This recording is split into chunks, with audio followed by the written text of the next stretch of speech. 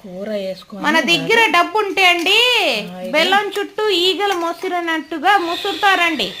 ఎవరైనా సరే అలానే ముసురుతారండి. మన దగ్గర డబ్బు ఉంటే అబ్బో తెలిసినోళ్ళు తెలియనోళ్ళు అందరూ నమస్కారం చేస్తారు. అయ్యో రండి మా ఇంటికి రండి మా ఇంటికి రండి అనేసి పిలుస్తారండి. ఆ డబ్బు అనేది లేదంటే అండి మన దగ్గర అబ్బో ఇంటికి వెళ్ళినా అండి ఒక కుర్చీ కూడా వేయరండి. వేసిన కుర్చీ కూడా తీసేస్తారు. ఎక్కడ కూర్చొని టీ కాఫీ అడుగుతారా అనేసి ఆ వేసిన కుర్చీ కూడా తీసేసి పక్కన పారేస్తారు. అలాంటి చుట్టాలండి ఈ రోజుల్లో చుట్టాలని మట్టుకు నమ్మకూడదండి, అస్సలు నమ్మకూడదండి.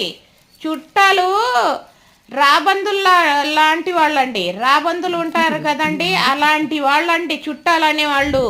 ఉన్నప్పుడు తినటానికి వస్తారండి, లేనప్పుడు కష్టాల్లో ఉన్నప్పుడు పలకరించిన కూడా పలకరించారండి. అలాంటి చుట్టాలండి ఈ రోజుల్లో. అమ్మో డబ్బు ఉంటే అండి వృధాగా ఖర్చు చేయకూడదు, జాగ్రత్త చేసుకోవాలి. రూపాయి రూపాయి కూడబెట్టి మాకు కష్టం వచ్చినప్పుడు ఆ రూపాయి మాకు పనికొచ్చిద్దండి.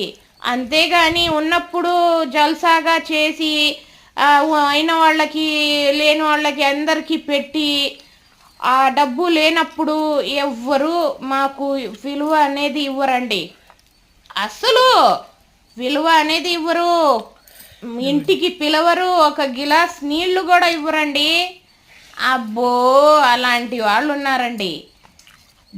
డబ్బు వృధాగా చేయకూడదు, ఉందనేసి ఎక్కువగా ఖర్చు పెట్టకూడదు, లేదు అనేసి ఏడుస్తా కూడా కూర్చోకూడదు. లిమిట్గా సంపాదించడం ఎక్కువగానే సంపాదించాలి, కానీ ఖర్చు పెట్టడం లిమిట్గా ఖర్చు పెట్టాలండి.